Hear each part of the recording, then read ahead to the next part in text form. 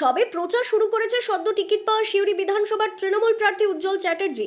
আর তার এই প্রচার শুরু হতে না হতেই ব্যাপক শোরগোল পড়ে গেল বীরভূমে। কেননা তার নামে লেখা দেওয়াল লিখনে কেউ বা কারা গোবর লেপে দেয়। বৃহস্পতিবার সকালে এমন ঘটনা নজরে আসে।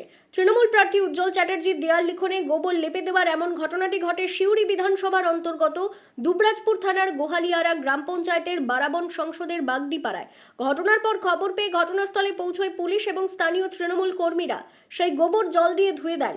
ঘটনার পরিপ্রেক্ষিতে স্থানীয় তৃণমূল নেতৃত্বের অভিযোগ, এলাকায় অশান্তি তৈরি করার জন্য এমন ঘটনা ঘটানো হয়েছে। তাদের এলাকা শান্তিপ্রিয় এলাকা, পাশাপাশি বিজেপির দিকেও আঙুল তোলা হয়েছে এই ঘটনার জন্য।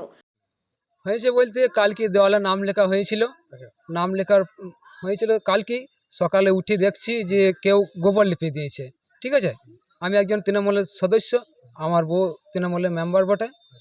আমাকে কেউ যে জানাইলো যে দেখো গা এই দেয়ালকে গোবর দিয়ে লিপে দিয়েছে। আমি এলাম, সকালে পুলিশ এসেছিল, পুলিশে দেখে গেল। আর যে করেছে তার আমরা উপযুক্ত শাস্তি চাই, মানে এরকম যেন না হয় পরে বারে।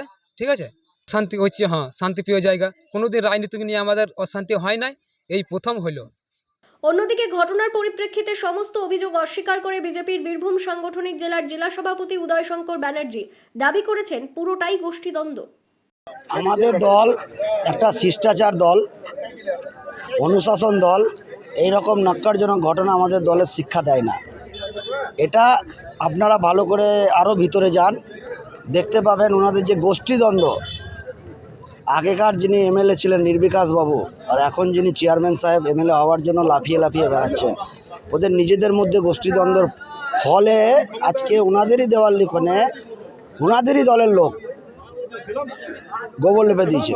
এখন ওরা মিথ্যাচার করছে, নিজেদের দোষ ঢাকতে এখন বিজেপির ওপরে করছে। এখন বিজেপির ভূত দেখছে, তো এই ভূত ওনারা 4 তারিখের পর ওনাদের স্বপ্ন ভঙ্গ হবে এবং ভারতীয় জনতা পার্টির প্রার্থী সম্মানীয় জগন্নাথ চট্টোপাধ্যায় সিউড়ি বিধানসভায় বিপুল ভোটে জয়লাভ করবে।